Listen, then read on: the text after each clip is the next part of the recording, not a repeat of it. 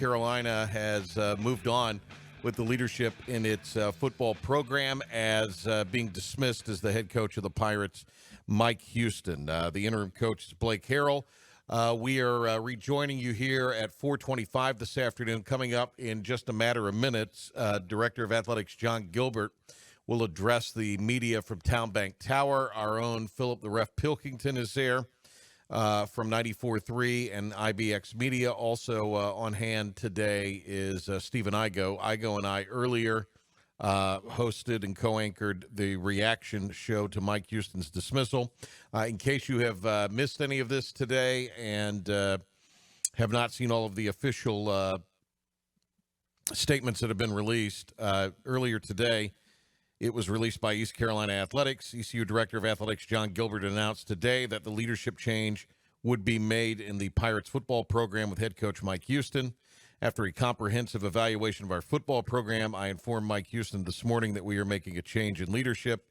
It reads as a quote from Gilbert in this statement. It was a very difficult decision. Mike has led our program the last 5+ years with tremendous class and has positively impacted so many student athletes. After earning back-to-back bowl invitations, we look poised for continued success. Unfortunately, we have not seen the results we all want, and a change was needed to move the program forward. We have high expectations, and those are not changing. We are confident we will identify the right leadership for our football program.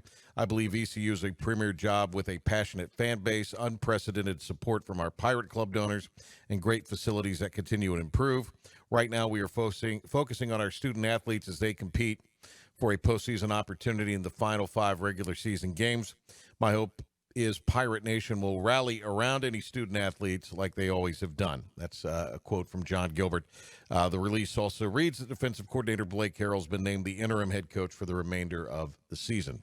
Team Boneyard, the collective for NIL collective for ECU Athletics, out with a statement today as well.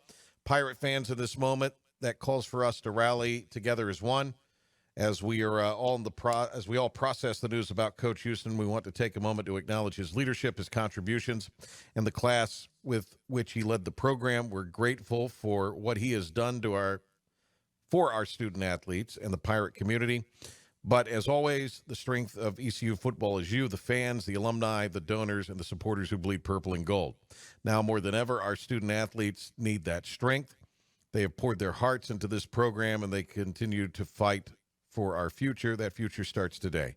Team Boneyard remains committed to building that future, a future where ECU football thrives, competes, and succeeds at the highest level. But we can't do that without you. The portal opens soon, and the opportunities ahead can only become realities with your support. We've got that complete release up on our social media.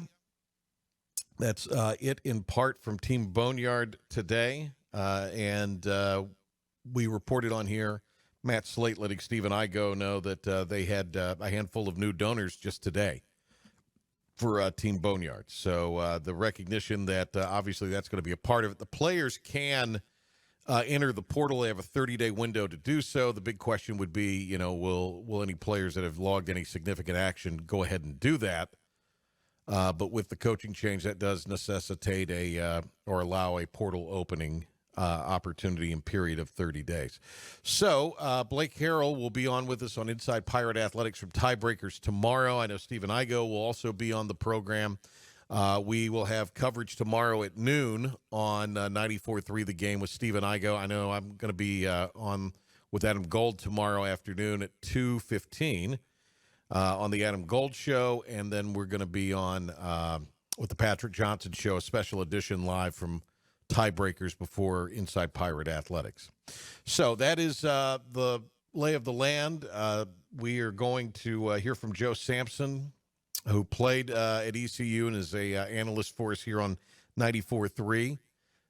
Joe played for Coach Houston. We'll hear from him after the comments from John Gilbert, which are slated to begin any moment now. So as soon as he steps to the podium, we will take the live feed from Town Bank Tower, where John Gilbert will be making his first address publicly to the media after releasing a statement this afternoon or this morning that went out in the immediate announcement with 94.3 breaking the story today that Mike Houston is no longer the head football coach of the Pirate program. So a lot of conversation about where. Okay, well, we understand John Gilbert is at the podium. Let's join that right now from Town Bank Tower. You're listening to special coverage on 94.3 The Game.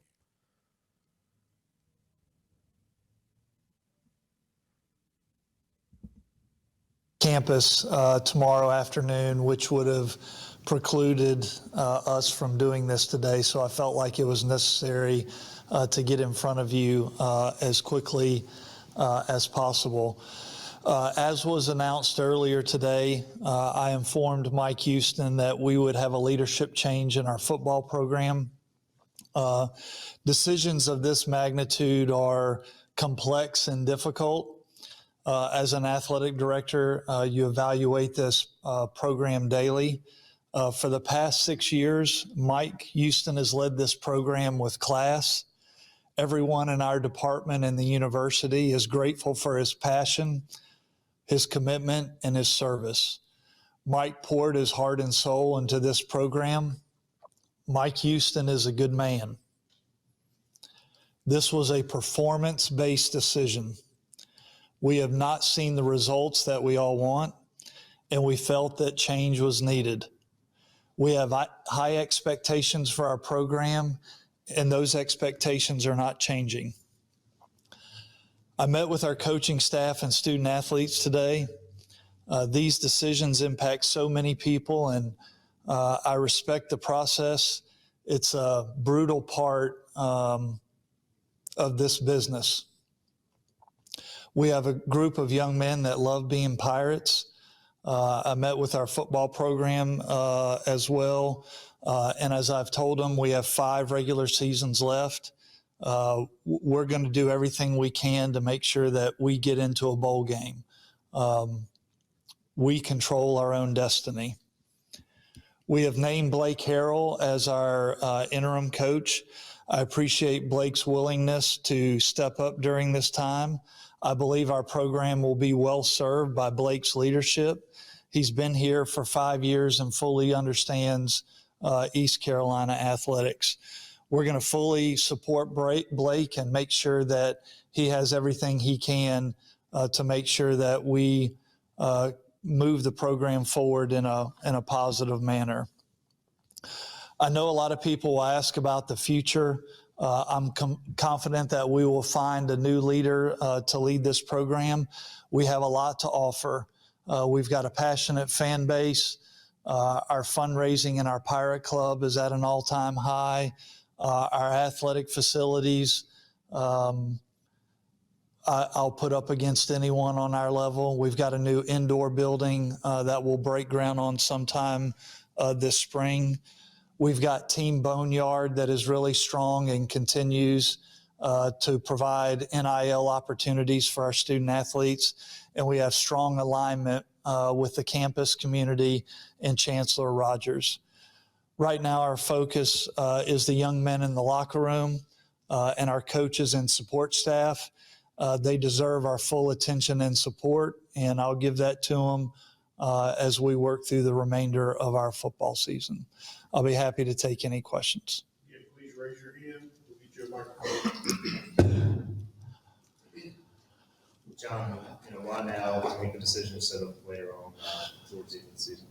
Well, I think anytime you make a decision like this, timing is key. And I felt that, based on the recent outcomes, we just were not trending in the right direction and felt like now was the right time to do that.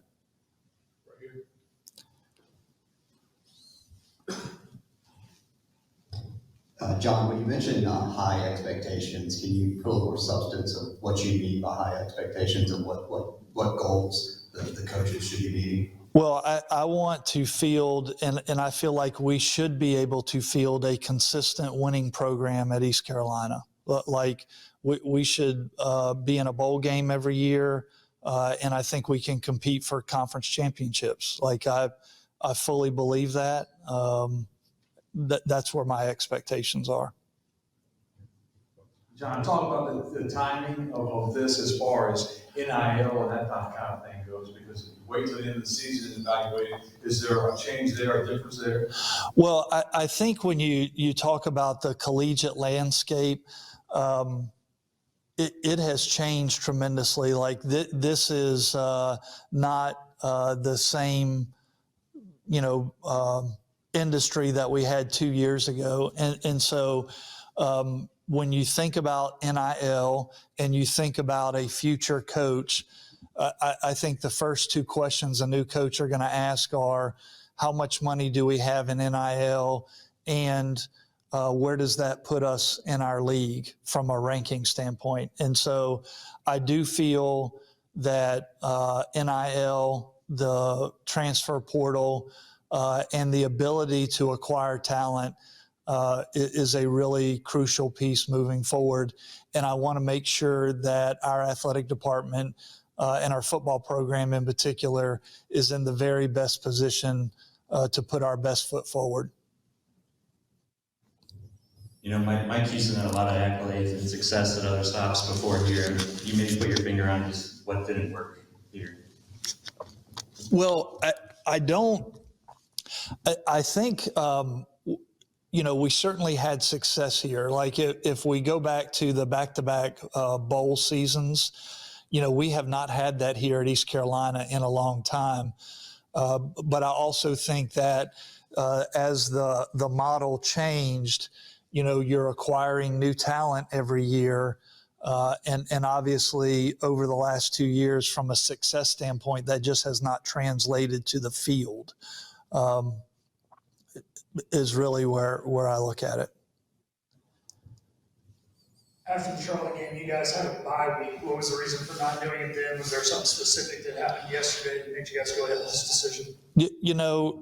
Again, I think that when you look at a decision of this magnitude, it involves a lot of people. And I wanted to make sure that, number one, that we had exhausted everything that we could exhaust before we made that decision. But it also gave people the time to process it over the last 2 weeks. And then obviously, yesterday's outcome. By all accounts, Mike Houston seemed like a man of good character that the players loved playing for him. So I guess how difficult was the decision to balance the human side, but also take into account the performance aspect as well? Yeah, it was very difficult for me today to meet with Mike just on a personal level. He's a person of very high character. He cares about the student athletes here. And it was difficult to meet with our student athletes. When you go through the process of making a change like this, it's not always as clean as you want it to be. And so it was difficult, but because of the type of person that Mike Houston is. But I'd also say he handled it like a true professional, just like I expected him to. He showed a tremendous amount of class during his departure. Will Blake Harrell be a candidate for the job? Blake Harrell's our interim coach. We are not going to put any stipulation on Blake or any other coach about, them being a next candidate. I certainly hope we, win 5 games and we can talk about Blake Harrell being a candidate. So you said you talked to the players as well this morning. What was their reaction when you told them the news? I talked to them this afternoon, a little bit after lunch. Obviously, when a change like this happens, it creates a lot of instability. I wanted to make sure that they heard from me and saw me as individually communicate with them. I apologize to them because I know how disruptive these things are. I do feel confident in Blake that Blake has great relationships on the team and in the building. So I feel confident that Blake can pick up pretty quickly. It's tough. You think about having a loss like we did yesterday, and then the players turn around and hear from me that their head coach is not here anymore. It's a difficult time for them, and I'm going to make sure that I'm present and supportive for them. As the search begins for the next coach, how much are you able to talk to active coaches right now as far as in season, and how much has to wait till after the season? Well, I don't. Normally I would not talk to many sitting coaches during the season. We'll let that process play out. I don't want to put a timeline on the search, and I don't want to, put any stipulations on it either. I want to, go and find the best fit for this institution and for this program, but I also want someone that can, navigate the NIL space as well. John, when you evaluate the NIL space, do you see what East Carolina has done in the last couple of years as we've got enough money and just haven't gotten the right players, or we've gotten the right players and gotten the right coaching, or we need more money so we can get better players, and what improvements does East Carolina from the athletic standpoint and the NIL collective need to do to get better? Well, I think if you look at the college landscape as it relates to NIL, the better programs across the country, and then I would say for the most part, the better programs within each conference, they are the most resourced as it relates to NIL. So NIL is certainly not the end-all be-all. You see upsets every weekend of a smaller school beating a bigger school that is more resourced. But if you go through each league and look who sits atop the conference, typically the schools with the most NIL are in the top of the league standing. So I think NIL will play a big part in what the future looks like for our football program. John, back here. It's I know some of those before you, but now 3 straight football coaches that have been fired at the university. How do you, moving forward, try to get someone to have that consistency and break that cycle? Well, certainly I think the dynamic has changed with the change. The landscape is different. I think certainly you want to find someone that is a fit, that is a good fit, and that has won and been around winning programs. Coupled with, the more that we can resource them, the better opportunities they're going to have. John, you and Mike came in together. Does that put added pressure on you now with this change in football? It doesn't for me. No one puts any pressure on me more than what I put on myself. I live this job every day and every night. So certainly when we win or successful, I get to share in that success. When we lose or are not successful, I feel like I feel it more than anyone else, because I don't think anyone cares as much about it as I do, because I live it every day and it's my profession. John, a two-parter here. I think it's around $3 million, Mike, through 26. Where's that money come from? And then secondly, what can y'all learn as an administration about, the extension, I think, after the 21 season and going forward with similar? Well, we'll fund the buyout. The number's not as high as you mentioned. It's lower than that. Departmental funding, and then some institutional investment accounts that, we get interest and then have accrued from an investment standpoint is how we'll fund it. I think, as you look back to the extension, when we extended Mike, a few years ago, it was the first bowl game that we had in a really long time. I think we finished tied for third in the league. And at the time, the makeup of our conference was really different. So I may not be quite exact here what I'm about to say, but I'm close. He was at the bottom or, second to last, and we brought him to sixth in the league at the time. And then he followed it up with another bowl game. So obviously at that point, you felt good about where that was. And then obviously the last 2 years, not exactly where we all wanted to be. How long of a contract will you offer the new person, and do you expect a person to be in place sooner than later because of the urgency with NIL and coaching changes and everything else? Yeah, I don't, not putting a timeline on the search. I don't, I don't want to put ourselves in a box in any shape or form. Obviously, people are coaching their teams now. So you're not able to get in front of coaches that are coaching their teams now till closer to the end of the year. So I don't want to put a timeline on it. And what was your second question? How long of a contract? I don't. I think that there are a lot of discussions that we have to have with coaching candidates, and without going down a big rabbit hole here, you've got the whole house settlement going on with potential revenue sharing. And so I think all of that house settlement and revenue sharing will play into, all the terms of whatever the next agreement looks like, because we will have to find a way to invest more into our football program than we are investing right now. John, players are quite upset with the way that they found out about Mike Houston being let go.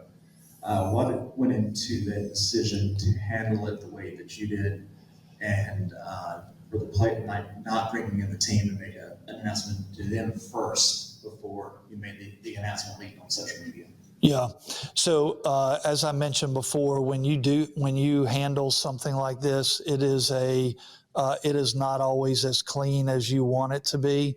I did feel like talking to Mike and the staff was really important. And then I wanted to get the team over as quickly as we could. When I did meet with them this afternoon, I did apologize that, under normal circumstances, I would say I would want to be in front of the team where they can, see and hear from me first before it gets out. It's a little easier to do it with a sport that gets, very little recognition or following. Obviously much more difficult to do with a football team. But I met with the leadership council first, and then I met with the team, and I feel like they know exactly where my heart is. John, obviously a difficult decision-making process. How much did pressure from external donors or NIL Collective play a part in that? None.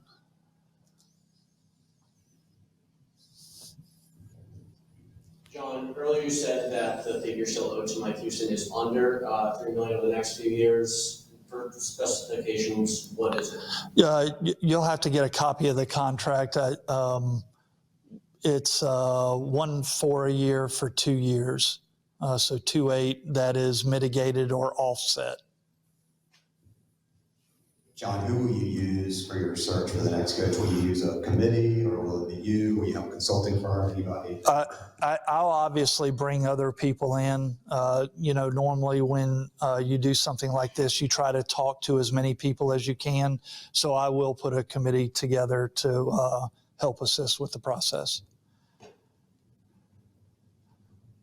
Just a two-parter, not related, but number one, how has the donor class reacted? The donor class of Pirate Nation reacted to the news. Have you heard any feedback that way? And then number two, with Mike Houston not speaking to the team today, was that a personal decision on his part or your part, or was that a part of how things ended? Well,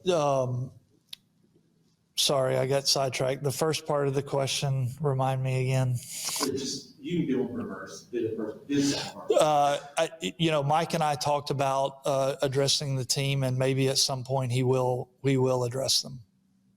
Second question was, how is the donor class? Oh, donor class. The donors, I certainly have not talked to every donor that we have, but I have talked to quite a few, and certainly they are understanding of the decision.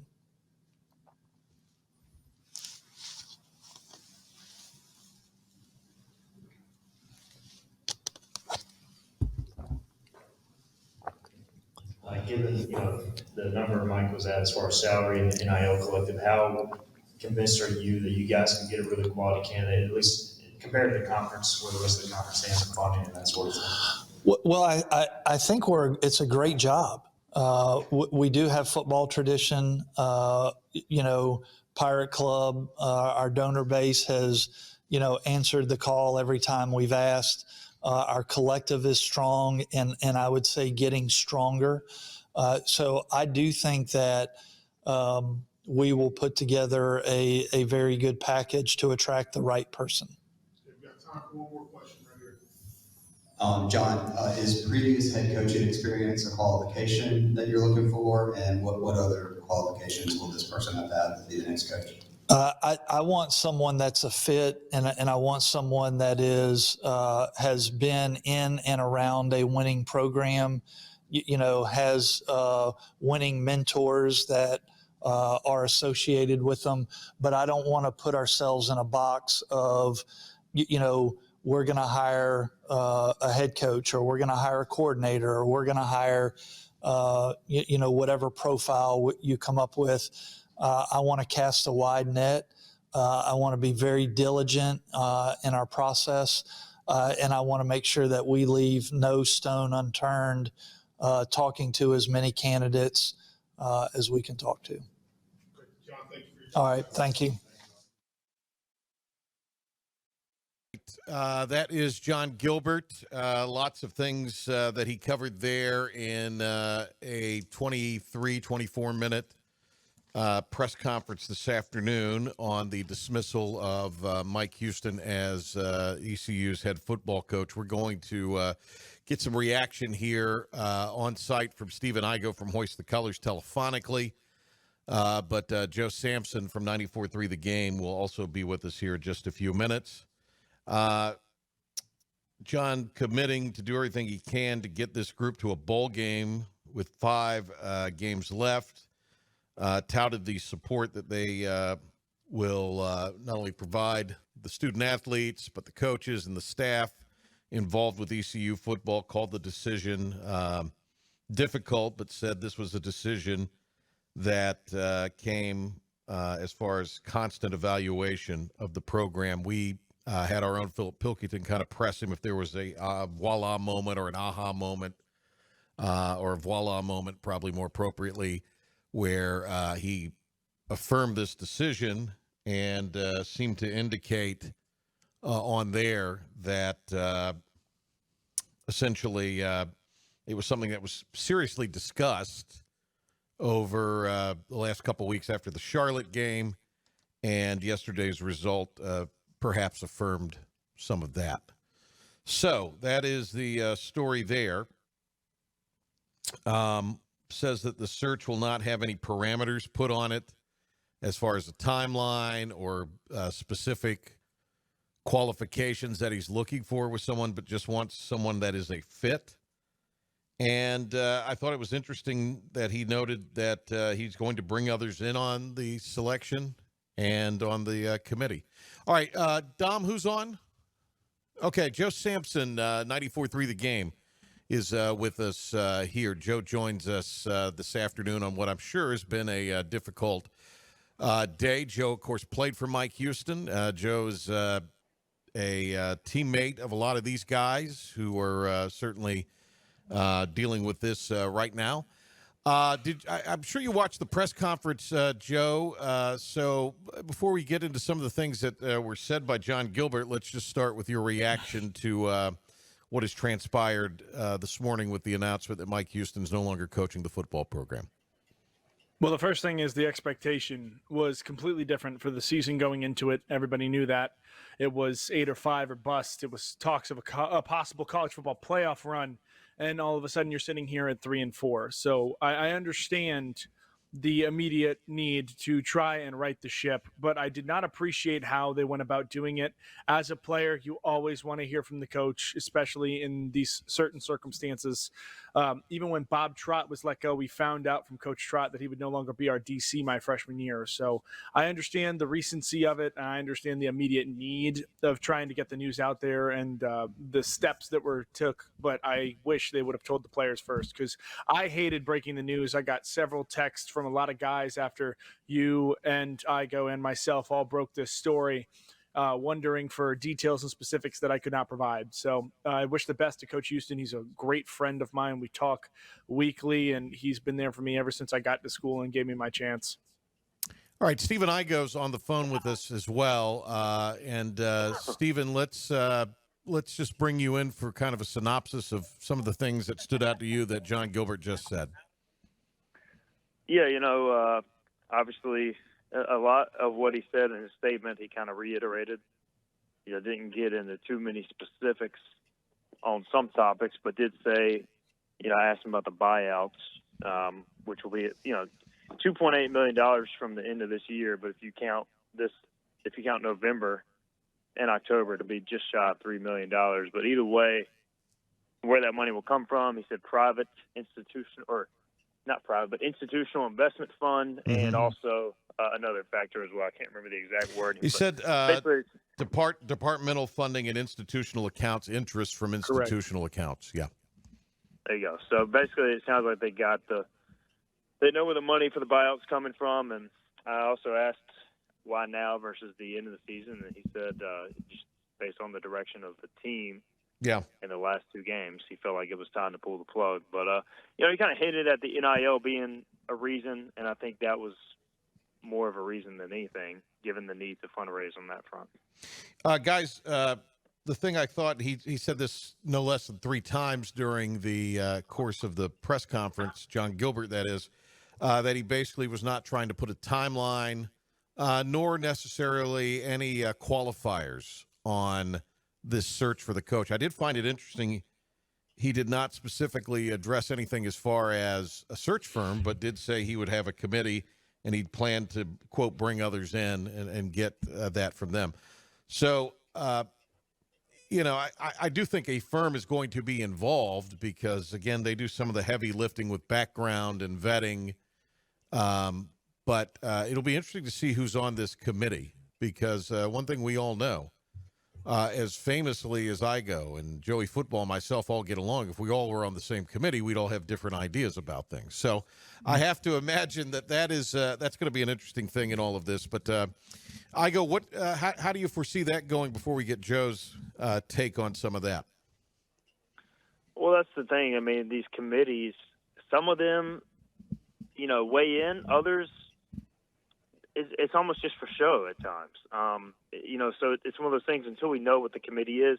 Also, sometimes you have a search firm that helps you out, and then you have a search committee that's more made up of, East Carolina alums that weigh in. So does ECU choose to employ both here? Do they just do one or the other? That's something we'll have to wait and see. But I do think I think it's smart to not put any qualifiers and to not put a timeline on it, because now you by doing this move now, you have time to make a decision and to go through the process, do a lot of interviews. If you did this at the end of November, that would not be an option. So I do agree with the stipulation of not putting qualifiers on it, because then that limits your pool when you don't need to limit your pool. Yeah. Joe? Yeah, I mean, I go hit it on the head, essentially. What you're looking at is the coaches that are in contract right now. You have an opportunity, as you mentioned, to vet. You want to make sure you get the right fit. The last thing you want to do is hire a head coach, and it comes out that he had a scandal from 13 years ago that was buried about a parking ticket he never paid or something like that, because it is an institutional decision. It is something that's going to represent the university, and you want to get it right. I think, especially considering now the new age of college football, you're going to see a lot of people jump into the portal quickly. That's just how it goes. That's how it's going to happen. So doing this early enough that you can kind of assess the damage as opposed to doing it in November and everybody goes off in the blink of a night and you've got to try and get everybody by early signing day or that early signing period for the portal.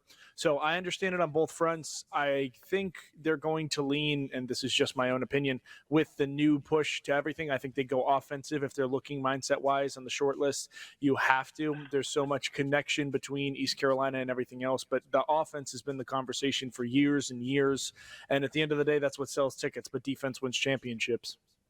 Now, I want to point out, there was a lot, and we'll talk about this with Joe here in a second as far as the players. I understand, the emotion involved with the players. We broke the story this morning, 94.3, with sources, very good, vetted, well-placed sources. I go with his sources as well, was right there as well at that same time. So, this was, I know it's not ideal to talk to the players, but they chose to do it how they did. So I think that's important to mention here, and I'll come back to that with you in a second, Joe.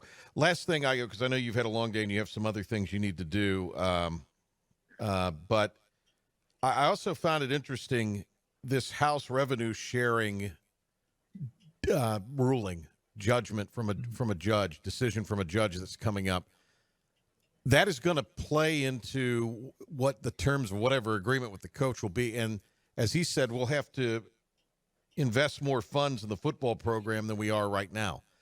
That is not brick and mortar or getting the latest and greatest jerseys and uniforms. That is paying players on a rev share basis. So I thought that was a pretty interesting comment, Igo.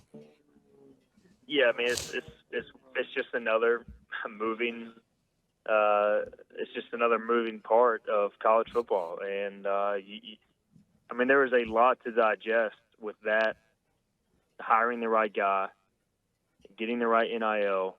There's just a lot to consider here for John Gilbert. And, you have the scholarship limit at 85 right now. Well, what if everybody else in the conference goes to 95? Or what if they all go up to 105? That is another substantial amount of money you have to spend. And you've got the revenue sharing model as well. How much does East Carolina, and NIL. How much can they afford? And NIL. So, there's just a lot to digest here and a lot of moving parts. And all of that is going to play a role. The university, as we referenced earlier, is going to cover the buyout. Well, at some point, the university can't keep helping out the athletics department, but to some degree. Obviously, they have funds. They make a lot of money on the academic side. But from an athletic standpoint, how much can they realistically cover and still operate, positively from a university standpoint? Know that athletics, not just ECU, athletic departments across the country struggle to make any sort of profit. Most of them are losing money outside of the Michigan, Texas, et cetera, of the world. So you got to find that balance of how much do we keep spending at our level that we can afford to be competitive and compete for championships in the American. Any final comments before we let you go? Maybe even a plug for Hoist the Colors, because I know you're going to have a lot of information over the next several weeks. The biggest thing is we are running a 50% off special for our subscribers. We've had a handful of signups already today with the news. Hey! Obviously never like reporting on this stuff. Right. My wife doesn't like it either, but it's a very, a business, from a business perspective, it can be good, which is the only silver lining. But at the same time, look, tough day for everybody involved. As we were leaving the press conference, the football team was on the field practicing. So the entire team has not entered the portal. And, we'll see. Fair. It's a big opportunity for Blake Carroll and, the chance to still make a bowl game. So, obviously, there's a lot for us to cover, football and a coaching search going forward. So, definitely stay tuned to 94.3 The Game and HTC for more as we move forward. All right. Thank you, Igo. We appreciate it. We'll look forward to seeing you tomorrow. Appreciate you guys. Okay, there you go. Stephen Igo, Joe Samson with me here for a few more minutes to get some reaction for Joe. Yeah, and Joe, I understand what you're saying. This is kind of part of our business. We not only want to be able to break news, we want to, be able to break correct news. So, but Right. but I hear what you're saying. You've talked to some players, I'm sure, outside of how it was handled with having to learn maybe it being reported. What has been kind of the overarching theme from some of your ex-teammates? It's a surprise. Obviously, the anticipation of it was not within the program that he was going to be let go. To my knowledge, most of the players that I have spoken to had no knowledge or any guess that he was going to be let go the way it was. The only indication they got was this morning that the team meeting was moved up, and that's kind of usually the runaround. Coach Houston was very dictated when it comes to his schedule and what he liked to do. He didn't change it for a lot of things, so that was the first clue. Just a lot of surprise, Patrick. A lot of players who were kind of shocked thought that some outside external factors kind of influenced this, and I can't speak to that. So I have no indication of how it played out. Obviously, you heard John Gilbert refer to it on how it came to be a decision, and there's always going to be more than just the words that are spoken on the podium, but a lot of surprise. Nobody was anticipating this, and the players, while optimistic that they can get behind Coach Harrell, were not anticipating he'd be the head coach today. Let's talk about that really quick. Blake Harrell, a stalwart in the program, has been here 5 years or is in the midst of the fifth year here. Seems to be certainly beloved by his defensive players and has the respect of everybody in the program. If there is anyone that makes sense given the current options, he would be the one to me that would make the most sense, and thus he's been named the interim coach. So you've dealt with Coach Harrell. We all have. Great guy personally, but you've kind of dealt with him in the football building. What kind of guy is Blake Harrell, and how do those skills translate over to being a head coach on the interim basis? Yeah, so Coach Harrell is a cerebral guy. He is so football knowledge heavy. Obviously, Coach Houston wouldn't really let you know how much he knew because he knew so much. But Coach Harrell will talk ball with you in any situation and any asset. A couple times, actually, during my transition to tight end, he would sit in on the offensive meetings and try and help me understand what the language changed to from the other side of the ball. So he's a great person. He's a fantastic high energy guy, which is a little different. Coach Houston can kind of be very stern, old school, old guard. Harrell likes to what he calls bring the juice. He tries to get guys involved in practice. They do a lot of retrace stuff that gets everybody involved. Pursuit's a big thing for him. And I think that's going to trickle down into the team now as far as expectations and attitude and effort, because he's one of those guys you want to play for. And obviously I love playing for Coach Houston, and I'll forever love Coach Houston, but I'm very excited to see how the guys respond to a coach like Coach Harrell, who we all knew at some point was going to be the head coach of a program somewhere. We just didn't know when. Joe Samson, Patrick Johnson here. Joe, a couple more things for you. John Gilbert talked about expectations today in this press conference, talked about fielding a consistent winning program. And that includes, in his words, a bowl game every year and competing for conference championships. Can East Carolina do that given the current state of college football? Absolutely. It just comes down to finding the right sauce, finding the right recipe for the secret sauce, so to speak. Is you want to make sure you have the money coming in, the understanding of how the players are, but also still developing talent. Because at the end of the day, you can try and flip your roster overnight, but you need chemistry, you need to develop guys, you need to find your diamond in the rough, you need to find the Keaton Mitchells of the world who were 3-star running backs that nobody was looking at because he was too small, and they explode to be these players.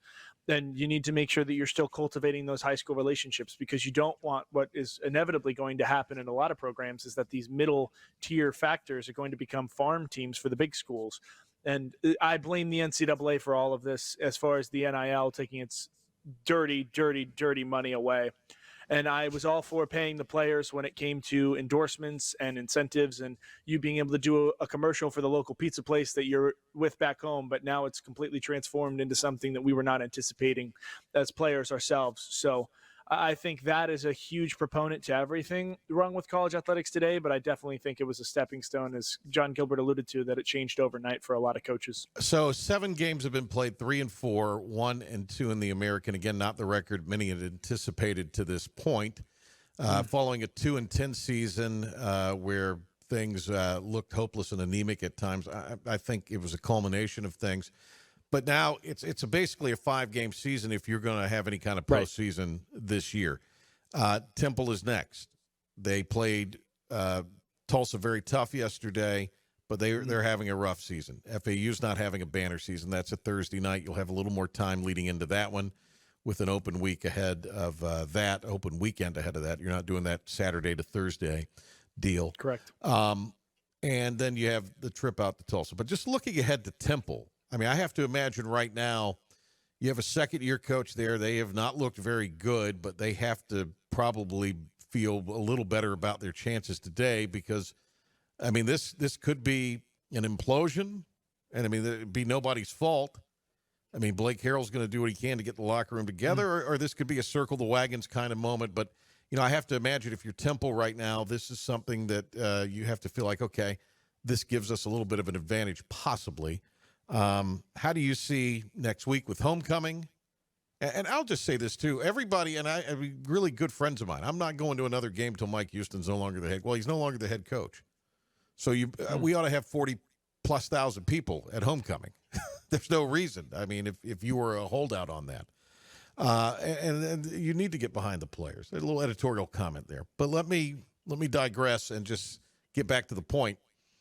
Circling the wagons for this week, how do you do it, and how do you make this a productive 5-game stretch? Well, you have to look at the players as men, and I'm sure Harold's going to come in and say, we got 5 games together. We have no idea what's going to happen after those 5 games. Do you want to play a 6th? And that's going to be the sentiment around the program. You've got 3 very winnable opportunities based on roster construction and performance. Obviously, Navy and North Texas are going to be a little bit more difficult than we had anticipated in the beginning of the season. Obviously, Navy is ranked in the top 25 as well as bowl eligible now for the first time in 3 years. And North Texas is North Texas. They're a predominant program. They have been for a while now. Them coming to the American, there was always conversations when they'd win their first title, not if. So there's a chance that they also can go on the same run here. Tulsa, in its great grandeur in the land of tornadoes and flatland and the Tulsa screw job, you have to kind of compartmentalize and move past that because, yes, you have had a history of these types of games where it gets close, you got to put them away. But Temple becomes an interesting conversation because all you've heard the last week now is all this noise outside the program, homecoming this, homecoming that, coach this, coach that. Now, you have no opportunity but the one in front of you to decide if you want to go out on a good note. You've only got a few games left in Dowdy-Ficklin. How's it going to end? A lot of these guys who decide not to be Pirates, this is how you're going to be remembered. This is going to be a conversation that comes up for the next few years on how the program stood after this. Where was the program looking forward to when they hired the new coach? So it comes down to the people in the locker room first and foremost. The coaches are going to prepare the same way. And I'm looking forward to see if Blake Harrell names an interim DC as well, or if he maintains play calling abilities. Obviously, the most similar situation is my Jets. Jeff Ulbrich did the same thing, called the plays on the sideline as the defensive head coach, so to speak. So it'll be interesting to see how those play out, and I'm excited to see what those kind of translate to. Yeah. Hey, Joe, thank you. Appreciate you doing this with us this afternoon. Thanks. Thank you, P-Man. All right, there he goes.